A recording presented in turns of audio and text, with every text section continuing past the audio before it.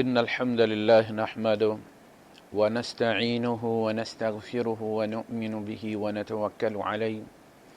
ونعوذ بالله من شرور أنفسنا ومن سيئات أعمالنا من يهده الله فلا مضل له ومن يضلل فلن تجد له وليا مرشدا وأشهد أن لا إله إلا الله وحده لا شريك له ولا ضد ولا ند ولا مثيل له ولا مثال له وأشهد أن سيدنا ومولانا ومعلمنا ومرشدنا ومخرجنا من الظلمات إلى النور محمدا عبده ورسوله أرسله الله بالحق بشيرا ونذيرا وداعيا إلى الله بإذنه وسراجا منيرا فقد بلغ الرسالة وأدى الأمانة ونصح الأمة وكشف الغمة فترك أمته على المحجة البيضاء ليلها كنهارها لا يزيغ عنها إلا هالك اللهم صل وسلم وبارك عليه وعلى آله وأصحابه وأزواجه وذرياته وأهل بيته أجمعين أما بعد فأعوذ بالله السميع العليم من الشيطان الرجيم بسم الله الرحمن الرحيم قل هل ننبئكم بالأخسرين أعمالا الذين ضل سعيهم في الحياة الدنيا وهم يحسبون أنهم يحسنون صنعا أولئك الذين كفروا بآيات ربهم ولقائه فحبطت أعمالهم فلا نقيم لهم يوم القيامة وزنا ذلك جزاؤهم جهنم بما كفروا واتخذوا آياتي ورسلي هزوا صدق الله العظيم رب اشرح لي صدري ويسر لي أمري واحلل عقدة من لساني يفقه قولي آمين یا رب العالمین۔ یہ سورہ الکہف کا آخری رکوع ہے۔ اس میں وہ لوگ زیر بحث ہیں جو بہت سارے کام دین سمجھ کر کرتے ہیں، بہت سارے معاملات نیکی سمجھ کر کرتے ہیں، اور لوگ ان کا حوالہ بھی دیتے ہیں کہ دیکھیں جی یہ تو فلاں بڑا سخی ہے اور فلاں یہ کرتا ہے اور وہ کرتا ہے۔ اب اس کا پول کھولا گیا ہے۔ یہ وہ لوگ ہیں کہ جن میں نبی موجود ہیں، قرآن نازل ہو رہا ہے، یہ نبی کے اخلاق کو بھی دیکھتے ہیں، معاملات کو بھی دیکھتے ہیں، نبی کی ذات کو بھی دیکھتے ہیں، اور نبی براہ راست ان کے سوالات کے جوابات بھی دیتے ہیں اور خدا ان سے خطاب بھی کرتا ہے براہ راست۔ یہ وہ لوگ ہیں۔ اس کے باوجود وہ ایمان نہیں لائے، ایمان نہیں لائے، اور اپنی ذاتی زندگی میں یہ لوگ کچھ نیکیاں بھی کرتے ہیں، مسکینوں کو کھانا بھی کھلاتے ہیں، مسافروں کی بھی قدردانی کرتے ہیں، اور فلاں فلاں فلاں بھی کرتے ہیں۔ اب سوال یہ ہوا کہ جی ان کا کیا ہوگا، یعنی کیا ان کے یہ نیک اعمال جو ہے وہ ضائع چلے جائیں گے؟ تو اس سوال کا جواب دیا جا رہا ہے۔ ایسے لوگوں کا نقشہ سورہ الغاشیہ میں بھی کھینچا گیا ہے، جن کے بارے میں حل اتاک حدیث الغاشیہ وجوہ یومئذ خاشعہ عاملۃ ناصبہ عاملۃ ناصبہ تصلی نارا حامیہ تسقی من عین آنیہ۔ یہ وہ لوگ ہیں کہ جنہوں نے بہت محنت کی ہے، نیکیاں کی ہیں، عاملہ یعنی تھکے ہوئے ہیں کام کر کر کے، کام کرنے والے ہیں، چہروں سے پتہ چل رہا ہے کہ انہوں نے محنت کی ہے، اور ناصبہ تھکاوٹ، تھکے ہوئے۔ لیکن انہوں نے جن معاملوں میں خود کو تھکایا ہے وہ اصلاً نیکی تھے ہی نہیں، وہ مطلوب ہی نہیں تھی، کہیں اور جگہ انہوں نے اس کو خرچ کیا ہے، محنت کی ہے۔ اب جو ننگے پاؤں جاتے ہیں طویل سفر پر، یاتراؤں پر جاتے ہیں، زیارتوں کے لیے جاتے ہیں، اور وہ سمجھتے ہیں کہ انہوں نے یہ تو بہت بڑی تپسیا کر لی ہے اور بہت بڑی محنت کر لی ہے، تو یہی اسی محنت کا نقشہ کھینچا گیا کہ جب وہ وہاں پہنچیں گے تو پتہ چلے گا کہ انہوں نے آؤٹ آف سلیبس محنت کی ہے، پڑھا ہے لیکن جس کو پڑھنا چاہیے تھا اس کو پڑھا نہیں، لہذا امتحان میں پھر وہی نتیجہ نکلے گا جو ایسوں کا نکلتا ہے۔ تو فرمایا قل هل ندلکم هل ننبئکم، ندلکم ننبئکم اصلا ہم تمہیں بتائیں، یہ اسلوب ہے اللہ پاک کا۔ یا ایھا الذین آمنوا، اے ایمان والو، کیا میں تمہیں ایسی تجارت نہ بتاؤں؟ هل ادلکم علی تجارت، کیا میں تمہیں گائیڈ نہ کروں ایسی تجارت پر تنجیکم من عذاب علیم، تمہیں دردناک عذاب سے بچا کر لے جائے۔ یہاں فرمایا هل ننبئکم بالاخسرین اعمالا، اعمال کے معاملے میں گھاٹے کا سودا کرنے والے لوگوں کے بارے میں نہ بتائیں۔ الذین ضل سعیہم فی الحیات الدنیا، ضل بھٹک گئی، گم ہو گئی، ان کی دنیا کی ساری سعی جو انہوں نے کی تھی نیکی کے نام پر، اور سمجھا یہ تھا کہ ان کا بہت بڑا مقام ہوگا اللہ کے یہاں۔ الذین ضل سعیہم، انہوں نے سعی کی ہے لیکن ٹھیک جگہ نہیں کی۔ اسی طرح کہ ایک شخص جو ہے وہ راول پنڈی سے لاہور جانا چاہتا ہے اور وہ پشاور کی طرف منہ کر کے چل پڑا ہے۔ اب کتنے خلوص سے بھی چلے، بغیر آرام کیے چلے، بغیر سوئے ہوئے چلے، بغیر کھائے پیے چلے، لیکن وہ پشاور ہی پہنچے گا نا، لاہور تو نہیں پہنچ سکتا۔ تو خلوص نیت کے ساتھ منزل کا صحیح ہونا بھی ضروری ہے، وہ محنت صحیح سمت لگائی جائے۔ ایسا نہ ہو کہ وہ جیسے آپ سنتے ہیں کہ جی وہ صفحہ اصل میں نیچے اتارنا تھا اور وہ جو لوگ مدد کروانے آئے تھے وہ اس کو اوپر دھکیل رہے تھے، وہ یہ سمجھ رہے تھے کہ یہ اوپر لے کر جانا ہے، تو زور وہ بھی لگا رہے تھے لیکن غلط سمت میں لگا رہے تھے۔ سعی انہوں نے بھی کی ہے لیکن ان کی سعی اس لیے گم ہو گئی ہے، انہیں اس لیے آخرت میں اپنے اکاؤنٹ میں نہیں ملے گی، اس لیے کہ اکاؤنٹ نمبر غلط تھا۔ اگر اکاؤنٹ نمبر درست ہو تو چھوٹی سے چھوٹی نیکی بھی لائی جائے گی، دکھائی جائے گی، اللہ لے کر آئے گا، لیکن جب اکاؤنٹ ہی غلط ہو تو پھر بڑے سے بڑی اماؤنٹ بھی وہاں نظر نہیں آئے گی۔ وہ کہیں گے ضلوا عنا، وہ جن کو ہم سمجھتے تھے کہ یہ مشکل کشا ہے اور ان کے دامن میں ہم جہنم کا پل پار کر کے جنت میں داخل ہو جائیں گے، ان کے دامن میں چھپ کر، ہمیں دامن میں چھپا کر وہ جنت میں لے جائیں گے، وہ پتہ چلا کہ وہ دامن والے ہی غائب ہو گیا۔ ضلوا عنا بل لم نکن ندعو، بلکہ ہم تو یوں سمجھا کرتے تھے کہ ہم اللہ کے سوا کسی اور کو پکارتے ہی نہیں رہے، یعنی وہ بالکل نسیہ منسیہ ہو گئے۔ الذین ضل سعیہم فی الحیات الدنیا وہم یحسبون انہم یحسنون صنعا۔ اب یہ ایک دوسرا وبال ہے۔ میں نے عرض کیا نا کہ جب انسان کو یہ پتہ ہو کہ وہ گناہ کر رہا ہے تو یہ امکان بھی ہے کہ کبھی اس کے دل میں کوئی خیال آ جائے، کوئی تحریر پڑھے، کوئی خطاب سنے، کوئی درس قرآن سنے تو توبہ بھی کر لے، اس لیے کہ اس کے اندر ایک گلٹ موجود ہے، اس کے اندر ایک احساس جرم موجود ہے کہ میں گناہ گار ہوں اور میں گناہ کر رہا ہوں اور مجھے اسے توبہ کرنی چاہیے۔ اس کو جتنا بھی لیٹ کرے لیکن اسے یہ معلوم ہے کہ مجھے توبہ کرنی ہے، میں مجرم ہوں۔ لیکن جو لوگ بدعت کرتے ہیں انہیں کبھی توبہ نصیب نہیں ہوتی، اس لیے کہ وہ گناہ سمجھ کے کر ہی نہیں رہے ہوتے، وہ تو نیکی سمجھ کے کر رہے ہوتے ہیں، وہ اسے بھلا، دیکھنا کتنے پیارے الفاظ میں ہم یحسبون، انہوں نے یہ حساب لگا رکھا ہے، انہوں نے جو اپنی کیلکولیشن کی ہوئی ہے وہ یہ ہے کہ انہم یحسنون صنعا، وہ نیکیاں کر رہے ہیں، حسنات کر رہے ہیں۔ کہاں سے وہ بکرا لیں گے، کہاں وہ لوڈ کر کے کہاں مزار پر لے جائیں گے، کہاں ان کے جہاں جا کے وہ اس کو ذبح کریں گے، اور پتہ وہ یہ سمجھتے ہیں کہ جتنا بھی وہ خرچ کر رہے ہیں یہ سارا اللہ کے لیے کر رہے ہیں اور بہت بڑی نیکی ہے جو وہ کر رہے ہیں، لیکن بعد میں پتہ چلے گا وہاں جا کر کہ یہ تو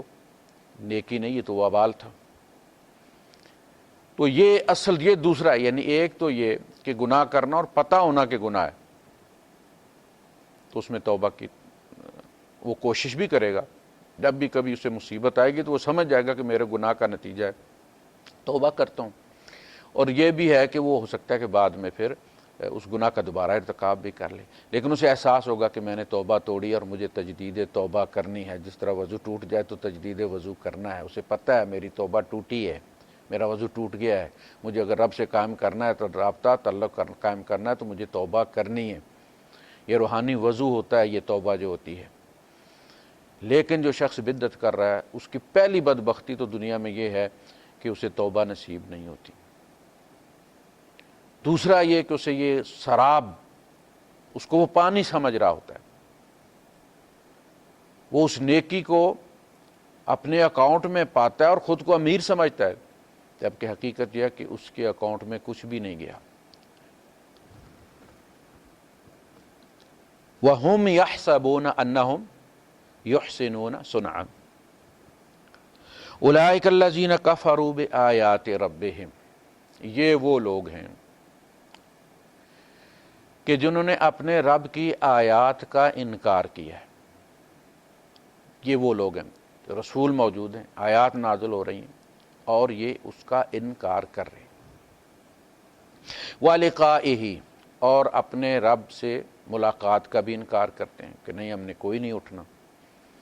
ہم نے کہیں پیش نہیں ہونا، ہم نے کہیں جواب دہی کا سامنا نہیں کرنا۔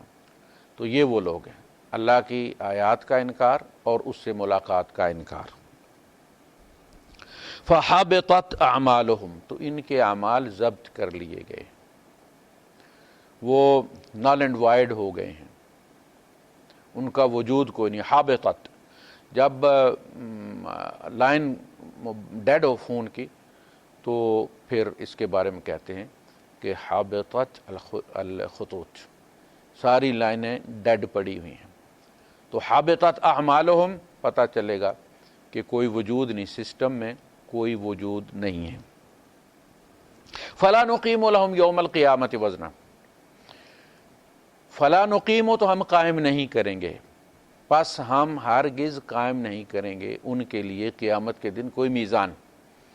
ہوگا جہاں بندہ نیکی کرتا ہے، بدی بھی کرتا ہے، بدی کرتا ہے تو نیکی بھی کرتا ہے، اور میزان قائم کی جائے گی قیامت کے دن، اور اس میں نیکی اور بدی تلے گی، اور جس کی نیکیاں زیادہ ہوں گی اس کا پلڑا بھاری ہو جائے گا تو وہ جنت میں چلا جائے گا، اور اس کی جو نیکیوں کی اکثریت ہے انہوں نے اس کی جو کم بدیاں ہیں، یعنی اگر 51 اس کی نیکیاں ہیں اور 49 اس کے گناہ ہیں، تو انہوں نے اس کو 49 کے بدلے 49 آپ لے لیجیے اور باقی 2 جو ہے وہ اس کو جنت میں لے گئی ہیں۔ کافروں کا معاملہ یہ نہیں ہے، ان کے لیے کوئی میزان نہیں ہوگا، تو ان کی جان بھی عذاب کے ساتھ نکالی جاتی ہے، عذاب دینے والے فرشتے بھیجے جاتے ہیں،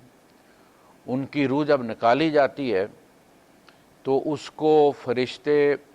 ہاٹ پاٹ میں وصول کرتے ہیں، ان کا کفن، وہ آگ کا کفن ساتھ لے کر آتے ہیں، اور اس روح کو جیسے آپ تکے اتارتے ہیں اور ان کو ہاٹ پاٹ میں رکھتے ہیں کہ وہ ٹھنڈے نہ ہو جائیں، اس روح کو نکال کے اللہ کے رسول صلی اللہ علیہ وسلم کی ایک حدیث کے مطابق تمہارے کفن دینے سے پہلے اس کو کفن دے دیا جاتا ہے، اور وہ کفن وہی آگ کا کفن ہوتا ہے جو وہ ساتھ لے کر آتے ہیں۔ اور جو نیک آدمی ہوتا ہے اس کو بھی لینے فرشتے آتے ہیں، اور وہ فرشتے نہایت مہذب، نہایت حلیم اور جنت کی بشارت سنانے والے ہوتے ہیں۔ ان الذين قالوا ربنا الله ثم استقاموا تتنزل عليهم الملائكة الا تخافوا ولا تحزنوا وابشروا بالجنة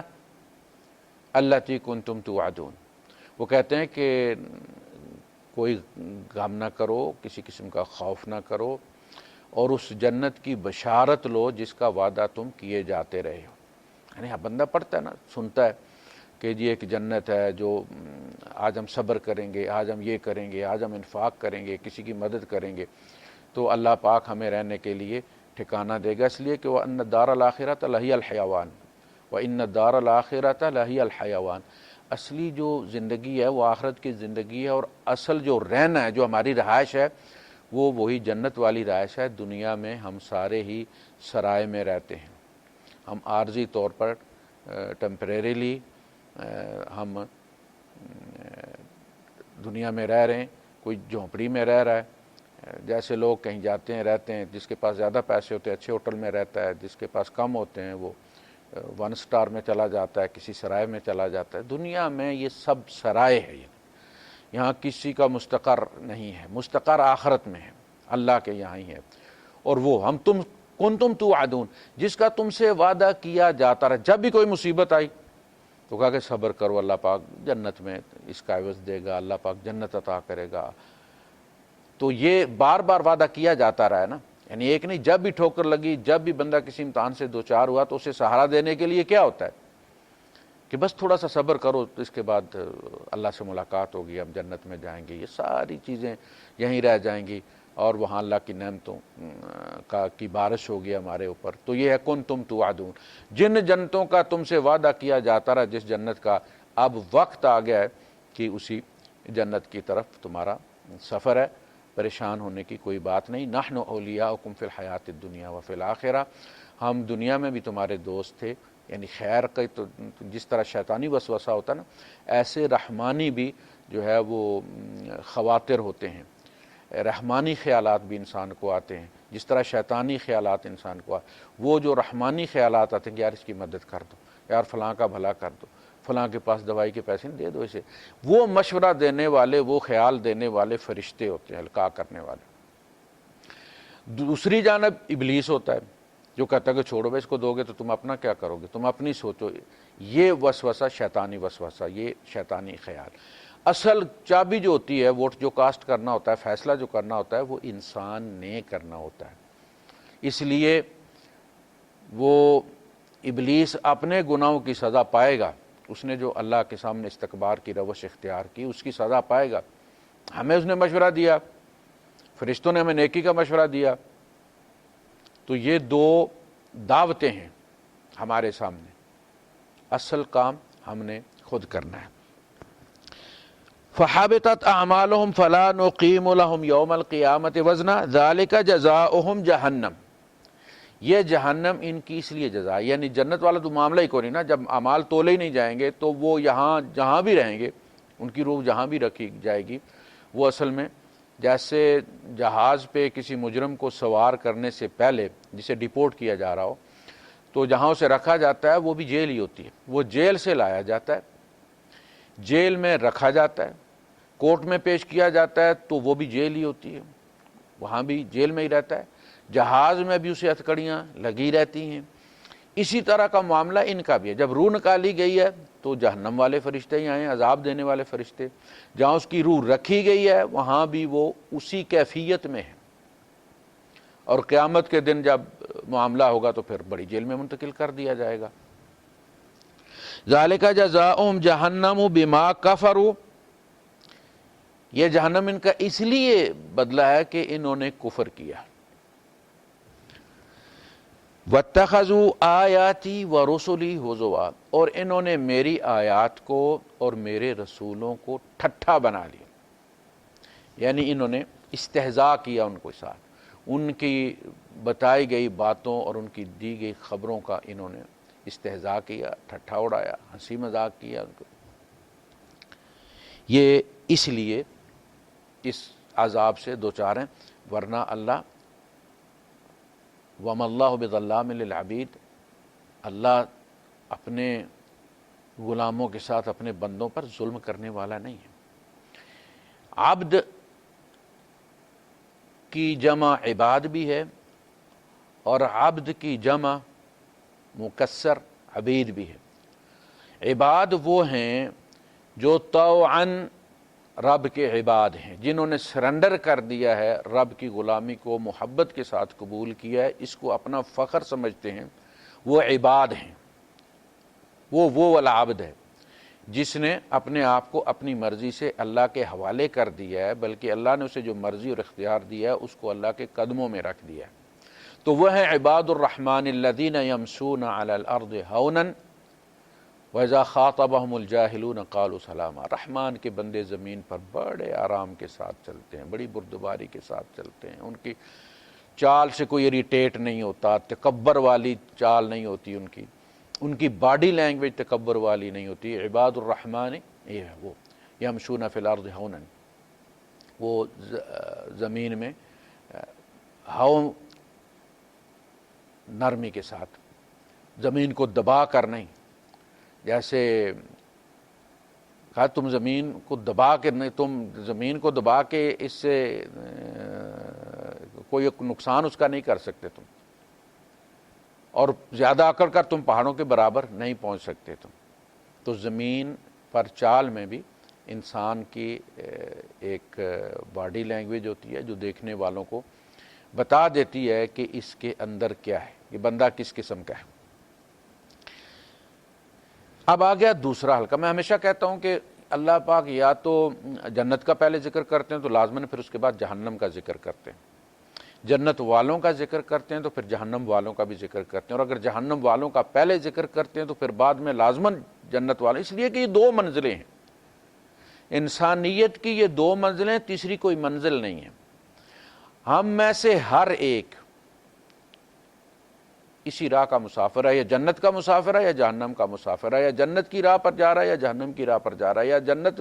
پہ اس کے اسٹیشن پہ اس کی ٹرین نے رکنا اور اس نے اترنا ہے، یا جہنم کے اسٹیشن پہ جا کے رکنا اور اس میں داخل ہو جانا ہے، تیسری کوئی نہیں۔ اس لیے یہ دونوں رخ اللہ پاک ساتھ ساتھ رکھتا ہے کہ تم فیصلہ کرو کدھر جانا ہے۔ جس طرح اسٹیشن پہ لگی ہوتی ہے نا وہ کہ یہ ٹرین فلان جگہ جاتی ہے اور پھر یہ کہ اس کا کرایہ اتنا ہے، فلاں منزل کا اتنا، فلان، جنت کا فیصلہ کرتے ہو تو جنت کی قیمت دینی پڑے گی، جنت کی قیمت ادا کرنی ہوگی۔ اللہ پاک نے فرمایا نا کہ ان اللہ اشتری من المؤمنین انفسهم واموالهم بان لهم الجنہ، اللہ نے خرید لیا مومنوں سے ان کے مال کو بھی، ان کی جان کو بھی، اس لیے کہ ان کے لیے جنت ہے، تو اس کی قیمت پھر ادا کرنی پڑے گی۔ فیصلہ کرو کہاں جانا ہے۔ ان الذین آمنوا وعملوا الصالحات كانت لهم جنات الفردوس نزلا، ان کے بارے میں جو رکوع شروع ہوا تھا وہ یہ تھا کہ افحسب الذین کفروا ان يتخذوا عبادی من دونی اولیاء، کیا کافروں نے یہ سمجھ رکھا ہے کہ میرے بندوں میں سے ہی مجھے چھوڑ کر ان کو اپنا سرپرست بنا لیں گے، اپنا مولا بنا لیں گے، مجھے چھوڑ کر۔ انا اعتدنا جہنم للکافرین نزلا، ہم نے جہنم کو کافروں کی منزل بنایا ہے، جہاں انہوں نے نازل ہونا ہے، جہاں انہوں نے اترنا ہے۔ یہاں فرمایا کہ بے شک وہ لوگ جو ایمان لائے اور اعمال صالحہ کیے، اعمال صالحہ جو ہیں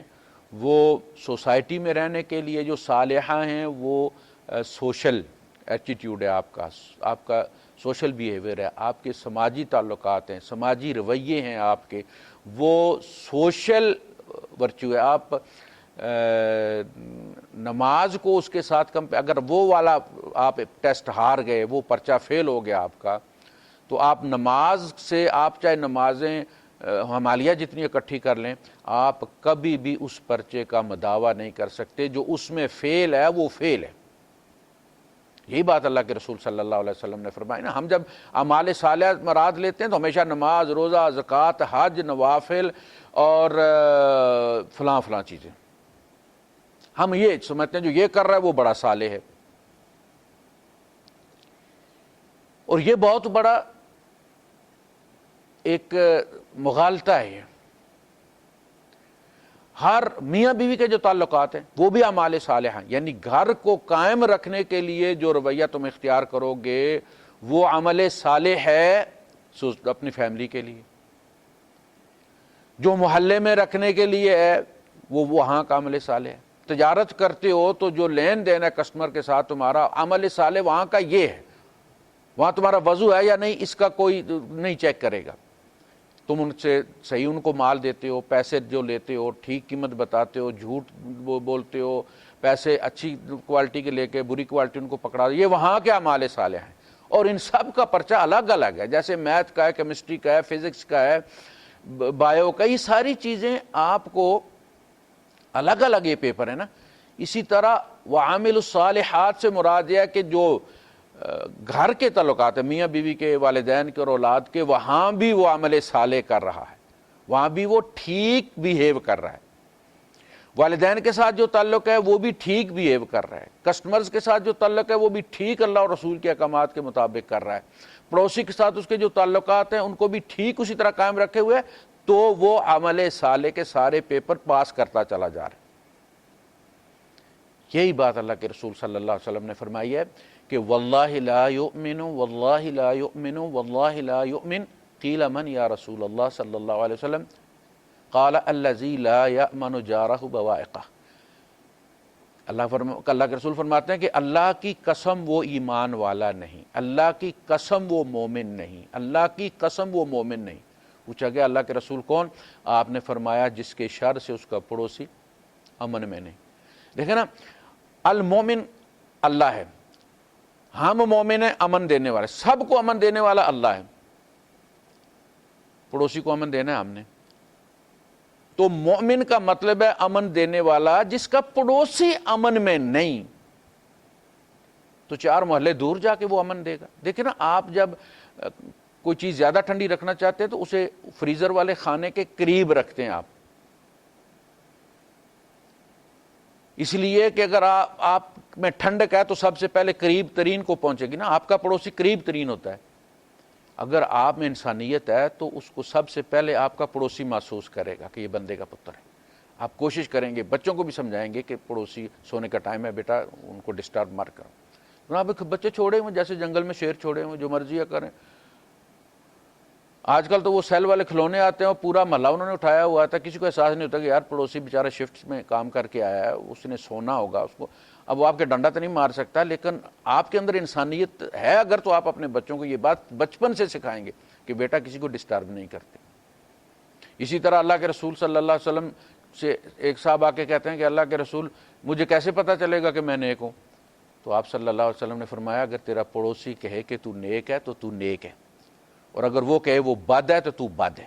گواہی پڑوسی سے لی جائے گی اور پڑوس تیرا گواہ ہے. تو یہ ان الذین آمنوا وعملوا الصالحات، ایمان لائے اور اس کے بعد نماز، روزہ اور نوافل اور اوابین اور اشراق، یہ اس سے مراد صرف نہیں، وہ بھی شامل ہے، وہ حقوق اللہ میں سے ہے، وہ بھی شامل ہے، لیکن حقوق العباد بھی ہے. اللہ معاف بھی کر سکتا ہے، لیکن انہوں نے کہا نا شرک میں معاف نہیں کروں گا، باقی سارے میں معاف کر دوں گا. لیکن جو حقوق العباد ہیں ان میں باقاعدہ پارٹی کے ساتھ آپ کو یا تو بارگین کرنا ہوگا، کچھ دینا دلانا ہوگا، یا وہ مہربانی کرے آپ کو ویسے معاف کر دے. اس معاملے میں حقوق العباد کے معاملے میں وہ جو اللہ کے رسول صلی اللہ علیہ وسلم کی حدیث ہے کہ اگر کوئی شخص شہید ہو، اللہ کی راہ میں قتل کر دیا جائے، پھر زندہ کیا جائے، پھر اللہ کی راہ میں قتل کیا جائے، پھر زندہ کیا جائے، پھر قتل کیا جائے، تب بھی حقوق العباد اسے معاف نہیں. اگر کسی کا مال اس نے دبایا ہوا ہے تو وہ دینا پڑے گا. تو یہ بات چونکہ کافی کنفیوژن ہے اس میں، تو کلیئر کر لیجئے کہ نماز، روزہ، نوافل اپنی جگہ ہیں، پڑوسی کے معاملات اپنی جگہ ہیں، بیوی کے معاملات اپنی جگہ ہیں، والدین کے معاملات اپنی جگہ ہیں، محلے کے ساتھ آپ کے تعلقات اور پوری انسانیت کے ساتھ آپ کا جو تعلق ہے وہ سارے اعمال صالح جمع ہوں گے تو شمار ہوگا عامل الصالحات. کانت لہم جنات الفردوس نزلا، جنت الفردوس جو ہے وہ ان کا ٹھکانہ ہوگی. وآخر دعوانا ان الحمد للہ رب العالمین.